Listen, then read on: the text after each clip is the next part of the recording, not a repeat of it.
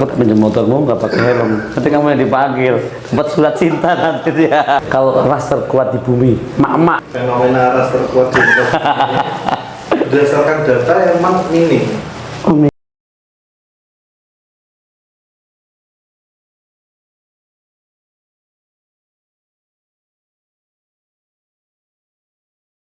Oke, ketemu lagi di Gema Gagasan. Nah, kali ini saya Puji Hartono dengan Hendra Serta. Oke. Datang tamu yang sangat spesial.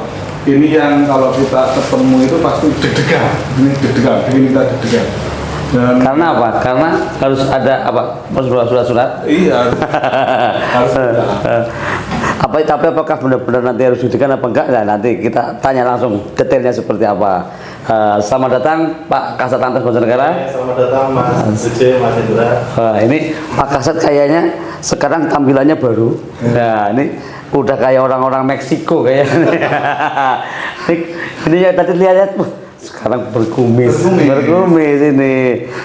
Ini apa ya, menandakan mungkin bentuk apa ya, lebih wibawa. Udah memang sengaja menumbuhkan kumis apa gimana ini? Emang sengaja sih, dan kekompakan kami para Kasat Lantas di Jawa Tengah emang lagi berkumis. Oh, lagi untuk kekompakan. Oh ya. Kita semua kabupaten Jawa Tengah pakai kumis kan. Oh iya. Cuma besok saya akan mendaftar ke Lantas juga karena udah berkumis. Berkumis. Kumis loh, tapi nggak boleh ada jambul. Oh, belum ada kotnya, waduh. Ya. Gimana Pak Kasat? Sehat ini? Alhamdulillah sehat. Ada mungkin kegiatan apa mungkin dalam waktu dekat apa seperti apa nih, sekarang sibuk apa? Oh ya, ini kan kami kan pada hari ini ada kegiatan ini ya, operasi Zebra Candi 2024. Nah, ini, Oh, operasi ya, Zebra Candi 2024. Oh. Nah, operasi itu kan emang bermacam-macam Mas. Ada operasi lilin, ada operasi apa namanya, operasi lantasnya aja ada 3. Ada operasi simpatik, biasanya simpatik itu menjelang HUT Polri 1 Juli biasanya.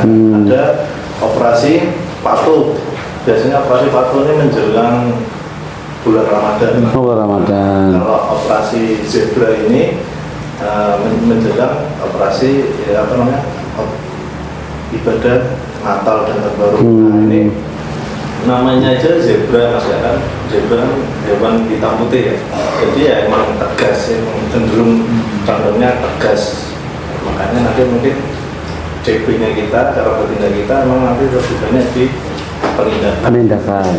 Gitu. Oh, jadi nanti apa, mau ada semacam razia atau mungkin ada apa mungkin dalam operasi Zebra ini? Ya. Jadi kan pelaksanaannya dulu ya, waktu pelaksanaan itu nanti kita dari tanggal 14 Oktober sampai 27 Oktober 14 hari. Hari ini berarti ya, 14 Jadi hari. mulai ini, dari hari udah mulai tadi apel bulan pasukan itu udah dimulai sampai tanggal 27. Tapi emang CB-nya berbeda Mas. Jadi ini kan judulnya nanti menjelang pelantikan presiden wakil presiden untuk menciptakan Konsul Sekitar Lantas. Nah, nanti tanggal 14 sampai tanggal 20 ini emang lebih ke pencegahannya dulu Mas.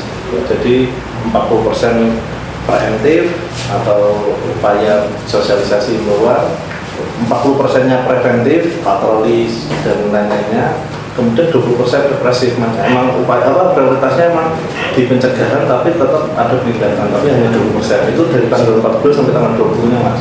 Nah, nanti tanggal 21 sampai 27 setelah Pak Presiden yang baru dilantik, nah itu baru kita fokusnya di penindakan. Jadi nanti 50% represif, 25% itu preemptif, dan 25% lagi preventif atau pencegahannya. Oh, nah itu sasarannya mungkin apakah hanya seputar mungkin kelengkapan atau mungkin surat-surat atau mungkin apa, knalpot atau apa? Nah, tadi kan disinggung ya, nanti razia atau seperti apa? Iya. Ketentuan dari Direktorat dan Korlantas itu memang tidak memperbolehkan adanya razia stasioner. Gimana tuh? Stasioner itu seperti apa sih, yang ada pelang-pelang gitu? Yang ada pelang tulisan mohon maaf sedang ada pemeriksaan lalu lintas. Nah itu memang tidak kita terapkan karena belum diperbolehkan. Kita hanya cenderungnya menggunakan ETLE. ETLE itu yang statis, yang kamera-kamera. Oh iya itu.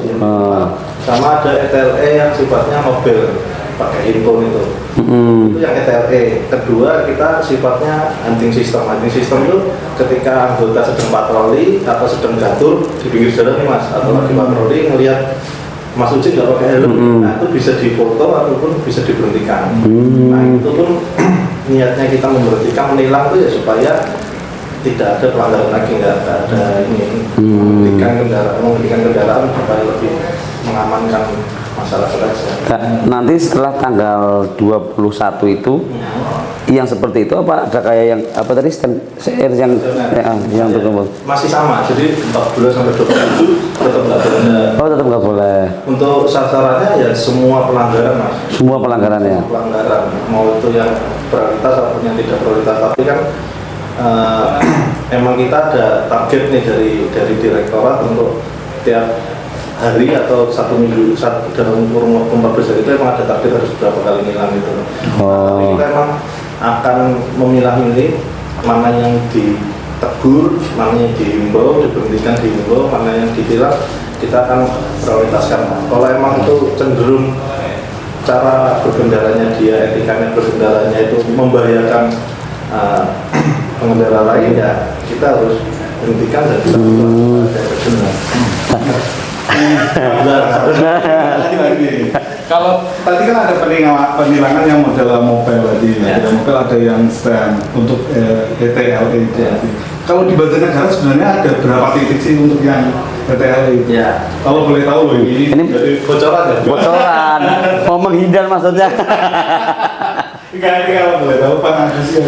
Sebenarnya bukan bocoran ya, tapi ketika melintas di situ supaya lebih aman. Oh iya benar. Kita tuh yang aktif sekarang itu ada di Simpang 4 Pos Indo depan Polres itu. Oh iya perempatan Polres itu.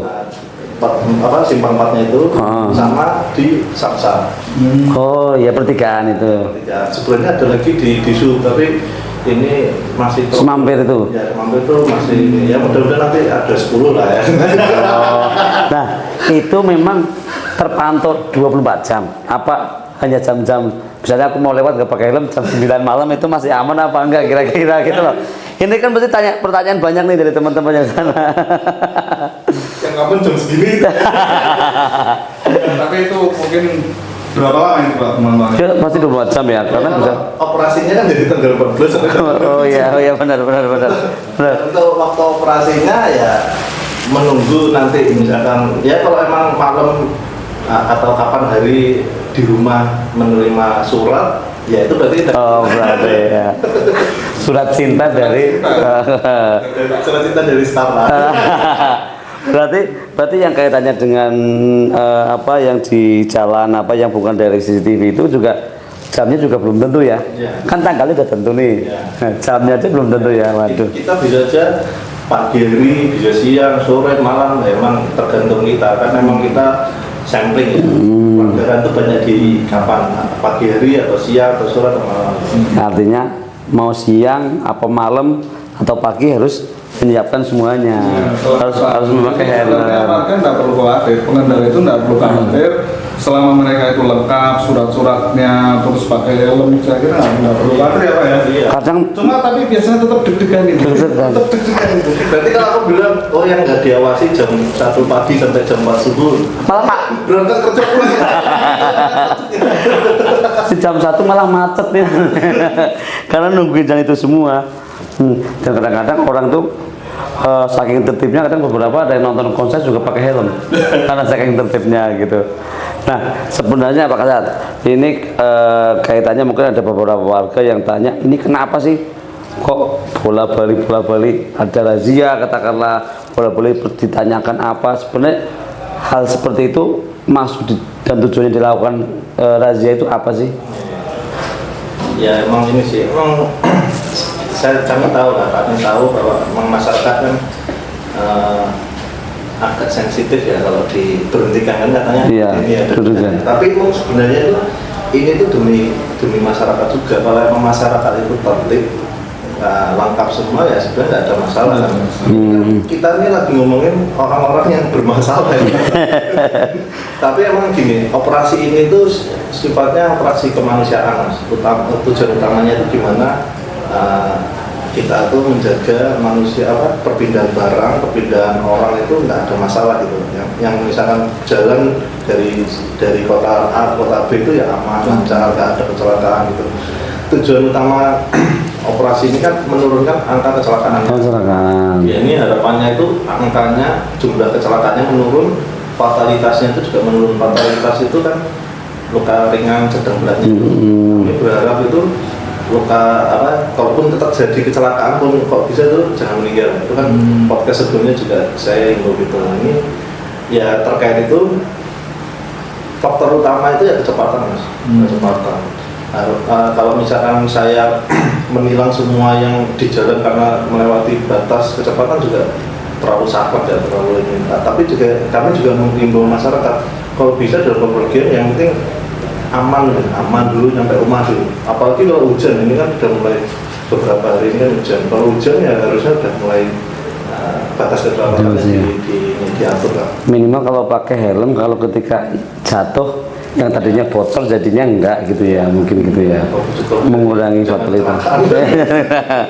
Tapi biasanya tuh kalau mau hujan dulu, udah mendung mau hujan, wah itu banyaknya ngebut karena nggak bawa mantel itu. Malah karena hujan malah ngebut ya, malah ngebut. Jadi itu sih emang ya kita sih kalau emang keburu-buru ya kalau bisa jangan mepet waktunya kan. Jangan mepet ya. Kalau misalkan itu emang karena hujan, karena air hujan ya menepi dulu kan.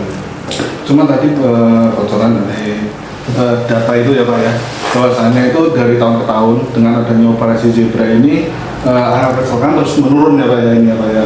Untuk data ya, data benar Mas. 2022 itu tilang manual itu diperbolehkan. Nah itu emang penindakannya itu tinggi Mas, hampir 1000-an lah. Nah di 2023 tahun lalu karena tilang manual itu diberhentikan, itu udah nggak diboleh sama sekali. Itu malah akhirnya menurun, makanya penindakannya menurun, tapi angka kecelakaannya meningkat. Iya. Jadi 2023 itu angka kecelakaannya meningkat. Karena mungkin masyarakat sudah ngerasa takut di jalan, ngebut, jarang ditilang, jarang diberhentiin polisi kayak gitu. Akhirnya makin ngebut malah angka kecelakaannya tuh meningkat. Emang ini sih kita tuh ada prinsip ini, kecelakaan itu emang diawali dari pelanggaran. Nah, makanya sebenarnya kita tuh menindak itu ya sebenarnya untuk mengamankan juga. Nah tahun ini kita diperbolehkan nih Mas tilang manual. Nah, harapannya ya supaya menurunkan angka kecelakaan gitu. Tahun lalu tuh 39, 2022 22, jadi selama 14 hari tahun 2022 itu 22 kejadian, 2023 itu 39, jadi naiknya hampir 70-60% ya banyak. Jadi turun ternyata. Iya. Ternyata turun, ternyata belum ya. Iya, masih tinggi. Tapi kalau dari Januari ini ya, triwulan 1 dari Januari ke Juli menurun ya. Iya. Kalau tahun lalu saya juga nggak tahu Mas, kan belum di sini ya. Belum di sini itu datanya mau meningkat. Jadi jangan kaget kalau nanti suatu saat ya dalam waktu dekat ini di jalan tahu-tahu ada yang memberhentikan atau mungkin tiba-tiba dapat surat cinta dari Starla, itu ya jangan kaget. Tapi mungkin nih banyak yang belum tahu. Sebenarnya setelah dapat surat cinta ini itu alurnya gimana?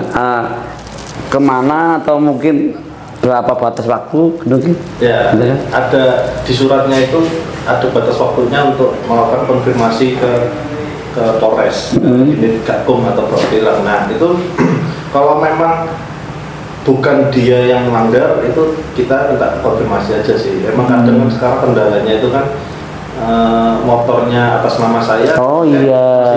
Oh iya. Aku dapat surat terus nih Mas. Loh, nggak pernah pakai motor itu kok aku dikirimin surat terus. Nah itu ya mohon untuk datang ke Polres untuk berikan informasi.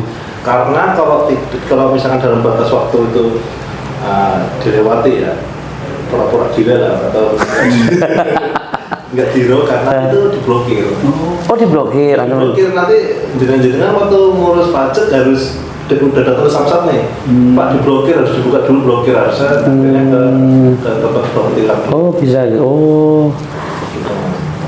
Berarti ada ini ada jangka waktunya dan kalau misalnya tetap beleng itu nggak diurus itu akhirnya diblokir. Tapi kalau emang ternyata Mas Hendra yang melanggar nih dapat surat datang kan, ya udah nanti kan kita kasih billing apa namanya kode briva apa tilang, nah, denda tilangnya tinggal dibayar nanti udah bisa.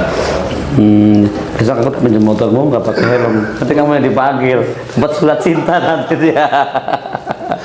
Nanti ada di sana nanti. Janganlah, jangan. Nanti kena denda. Ya kemudian. Jangan ada ya. Itu beresiko ya. Kaitannya dengan mungkin itulah ya. Karena memang semua kecelakaan lalu lintas memang ada hubungannya dengan ketidakpatuh itu ya. Ya. Pasti ya. Rata-rata emang karena faktor kecelakaan kan terutama paling banyak didominasi sama faktor SDM-nya orang. Ya, orang itu karena beberapa faktor lagi nyabangnya dia bisa karena kecepatan, ngantuk dan sebagainya. Ada yang untuk faktor alam, faktor jalan itu emang jarang. Nah makanya masyarakat itu ya paling cenderung pasti kecepatan karena nggak konsen. Mungkin sedang main handphone atau sedang ngobrol atau mungkin lagi kecapean ya kerja berapa jam, udah kerja 10 jam, 20 jam atau microsleep kadang itu kadang menyebabkan kecelakaan. Apalagi kalau di jalan, nah ini jalan Banjarnegara nih kan, lintas kabupatennya kan dari arah Sigaluh sampai arah Lombok tuh. Kecelakaan tuh malah lebih banyaknya itu dari arah Bawang Mandiraja itu ke arah Lampok yang cenderung jalannya lurus.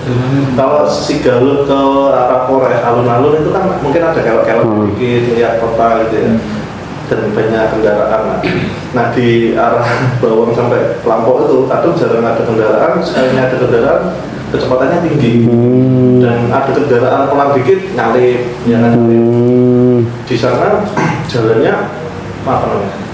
Taman jalannya tengah yang biasanya di tengah jalan itu kan nggak ada pembatasnya itu, akhirnya ya membuat instingnya kita untuk bisa nyalip nih, padahal jalurnya tegas ya, nggak boleh jalur tegas kan, nggak boleh iya. Akhirnya pas nyalip ya kayak kasus yang di Purwonegara yang tadi kita cerita terus kan ada jis itu ya, nabrak truk itu kan jisnya kayak lagi nyalip ngambil kanan nyalip. Oh jadi makan ini ya, makan jalannya.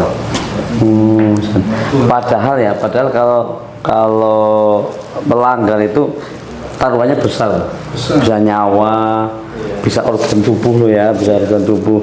Cuman kok kadang-kadang pasti pada berani gitu. Anak-anak muda biasanya agak-agak punya nyawa 9 biasanya.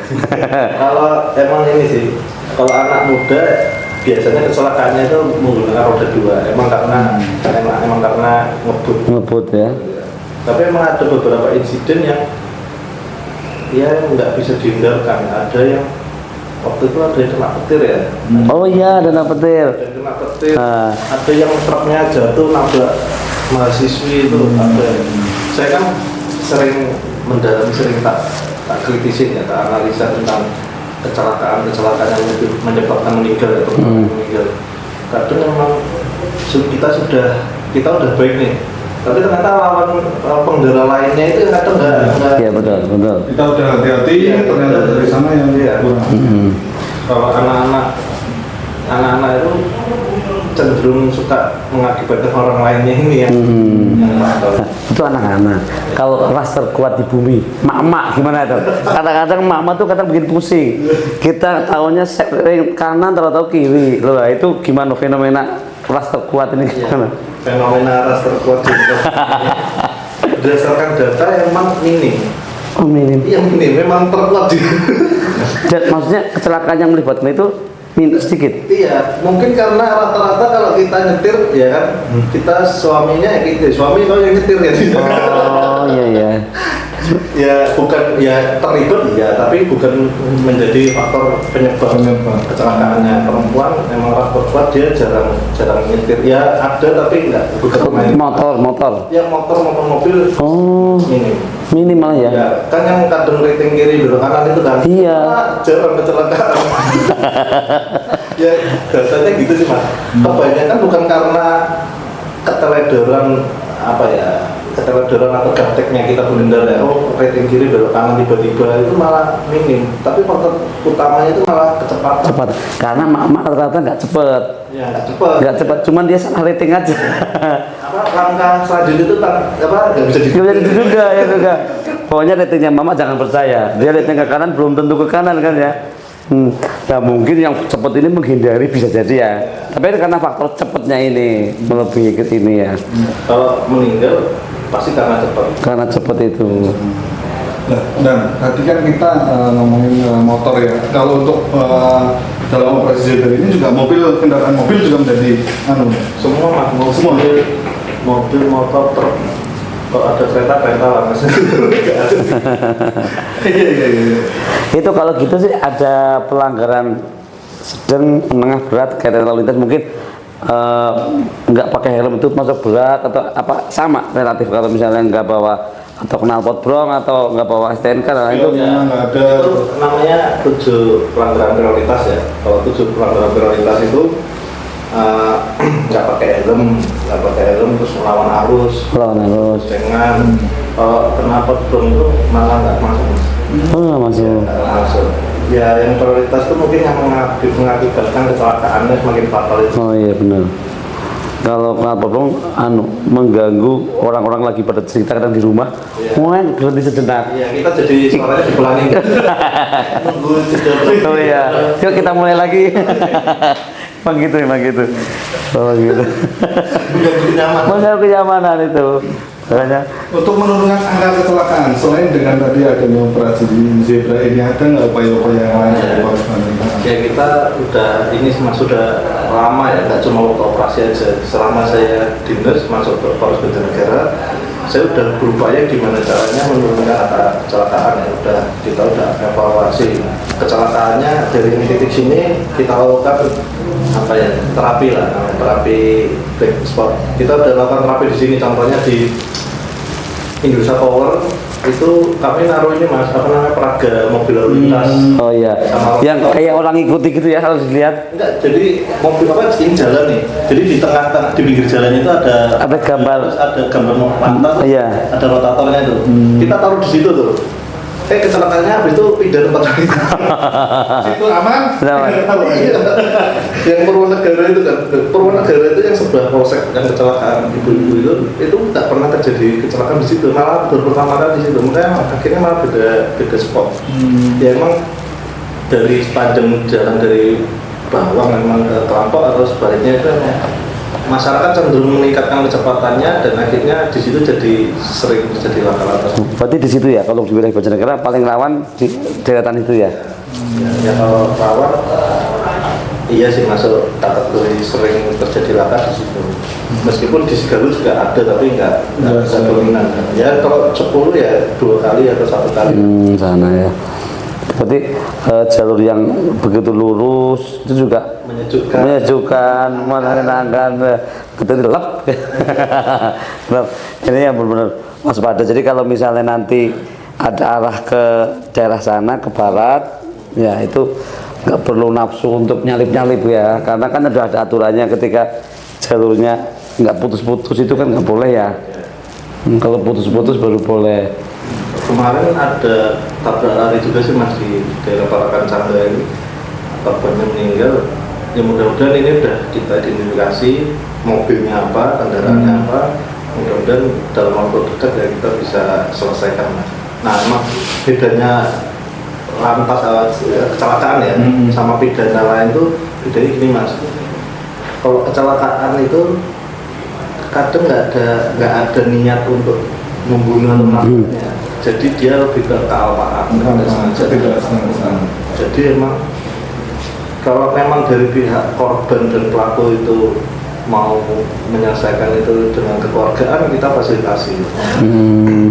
Emang ini sih nggak jarang ya kita tuh mau bunuh orang dengan cara nabrak. Iya jarang.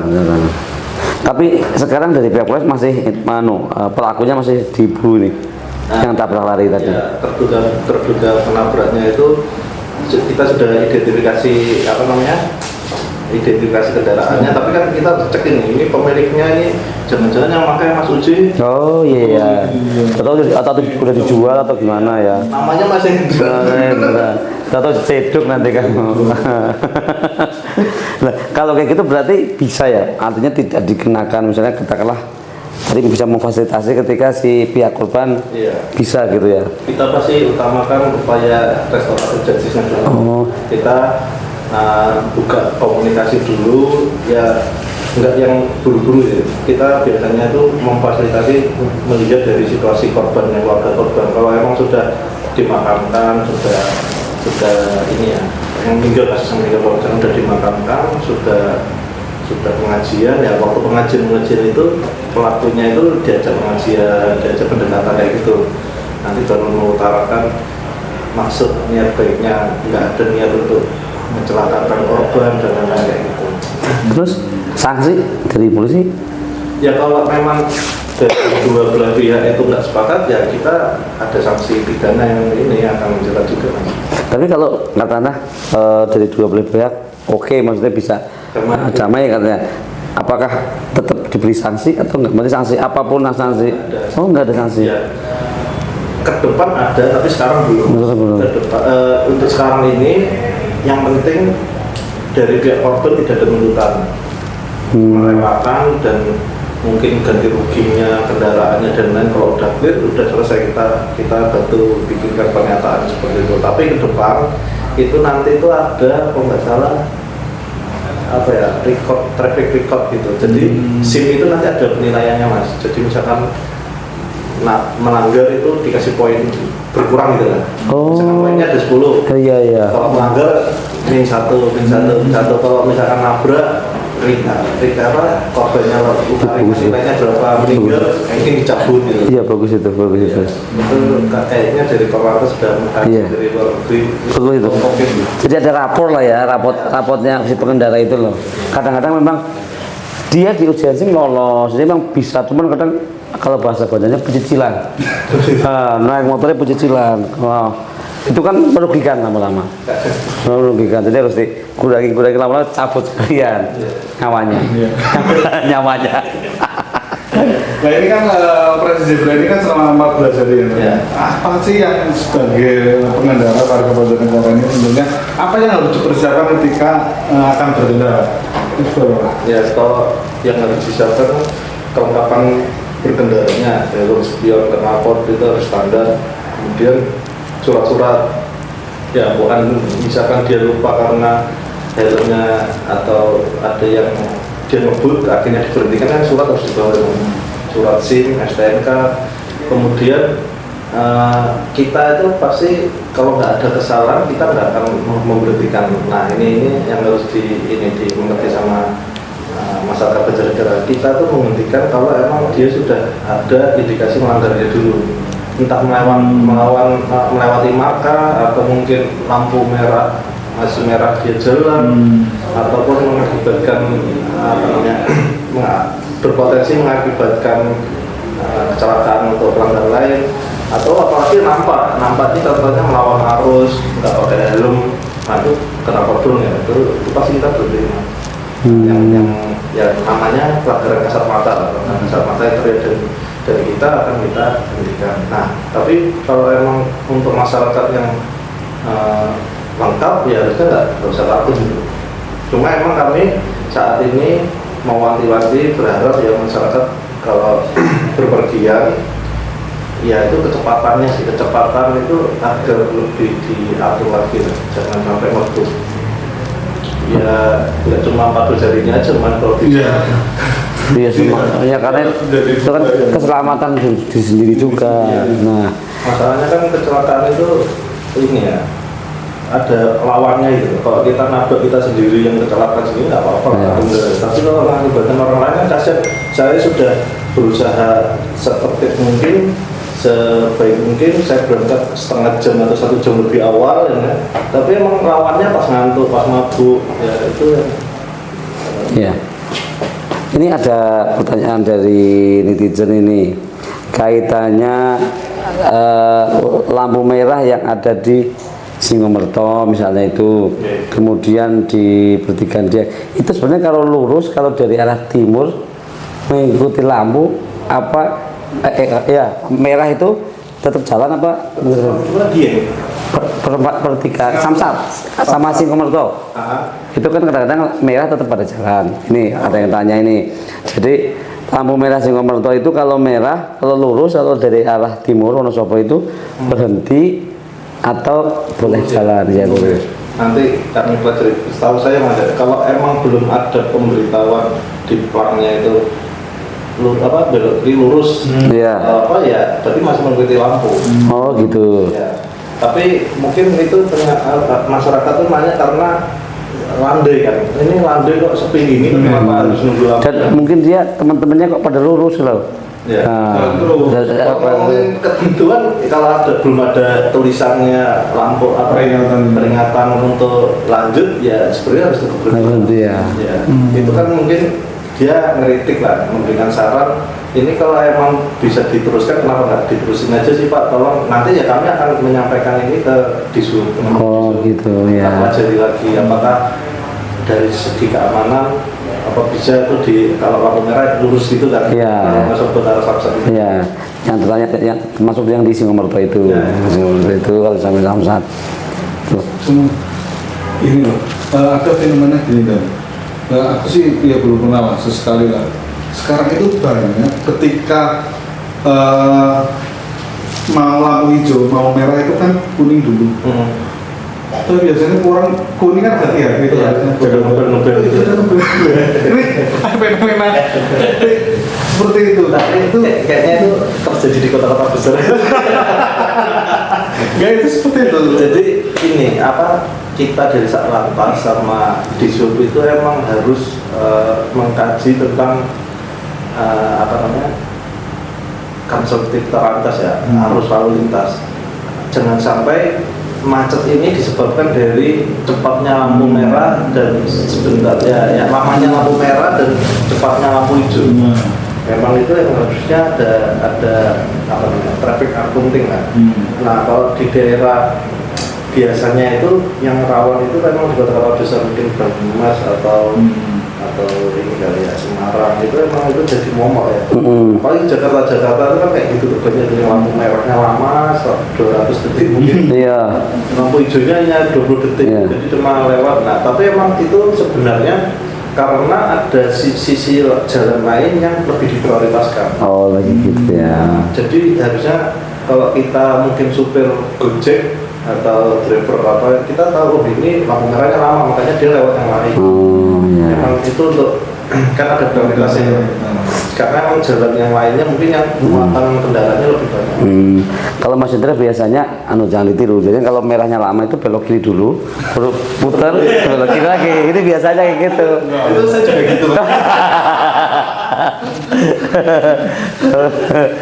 Ya memang kan nggak salah itu kadang-kadang belok kita dulu. Kalau dulu kan ketika kecil kan kalau itu jalan, kalau kuning kan hati-hati ya Pak ya, hati-hati merah berhenti. Sekarang itu kuning itu gas. Kuning gas. Jadi kadang-kadang merah sedikit.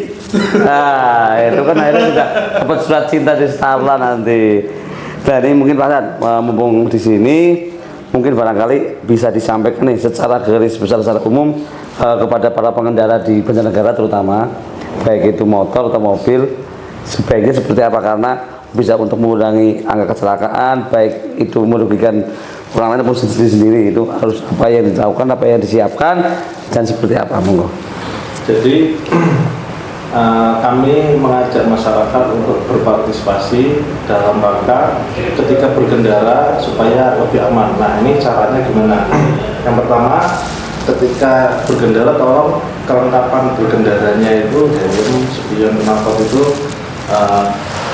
dilengkapi Mas ya. Tidak cuma helm nih, ternyata SIM sama STNK-nya juga harus dilengkapi. Kemudian batas kecepatan itu juga harus diatur. Terus kemudian jangan melakukan pelanggaran seperti melawan arus, kemudian juga ketika berkendara juga harus berkonsentrasi, sama yang terakhir itu jangan sampai masih di bawah umur sudah nggak mudah menggunakan kendaraan. Nah ini kami sangat-sangat berharap dari para orang tua dalam memberikan pengawasan ya kepada anak-anaknya, jangan sampai di umur 18 atau 17 nggak punya SIM itu diberikan motor itu. Kalau emang itu di umur 18 ke atas ya segera diarahkan untuk tes apa untuk membuat SIM mas. Jadi memang karena di usia-usia yang di bawah 18 itu memang mungkin secara emosionalnya belum stabil gitu ya. Mencari jati diri. Mencari diri. Diri saya siapa? Diri saya siapa? Padahal mau jemput ceweknya itu sebenarnya. Jati diri Semarang. Jati diri. Stadion. Kalau untuk ini mungkin titik-titik mungkin harus sebaiknya kalau di sini kurang kecepatan atau gimana titik-titik sebenarnya. Ya, titik-titik. Kalau saran kami ketika berkendara dari arah Kelampok ke arah Bawang itu atau sebaliknya tolong lebih berhati-hati lagi. Kemudian memasuki daerah kota, kawasan tertib lalu lintas itu dari daerah Metik sebelum alun-alun, sebelum LP itu sampai Samsat itu juga harus kurangi kecepatan, harus lebih berhati-hati. Kemudian untuk black spot di wilayah Banjarnegara itu titik rawan kecelakaan yang meninggalnya itu lebih daripada 3 orang itu ada di Indonesia Power. Maka dari itu di titik itu juga harus lebih berhati-hati, mungkin karena banyaknya pegawai yang keluar masuk dan juga lagi kenceng-kencengnya naik mobil atau naik motor, makanya itu daerah rawan di situ tolong diantisipasi. Oke, terima kasih sekali waktunya karena ini di tengah-tengah kesibukan ini jadi dalam waktu tanggal 14 sampai tanggal 7 Oktober ini supaya lebih diperhatikan dan jangan kaget ketika nanti ada ada surat cinta, tapi ya jangan sampai cuma tanggal 27 kan ya. Nah, karena setelah tanggal 27 itu ada surat cinta lah, nanti juga ada surat cinta lagi. Artinya jangan kaget ketika nanti ada razia, karena ini juga untuk kebaikan bersama, tidak hanya untuk diri sendiri. Bahkan kalau kita tidak berhati-hati, orang yang jalan kaki juga bisa ketabrak juga, bisa dirugikan. Padahal dia udah jalan kaki, nggak punya SIM, nggak punya jalan kaki, kena juga. Makanya itu kan beresiko gitu loh. Nah, ya cukup di sini, sampai ketemu di gagasan berikutnya. Dadah.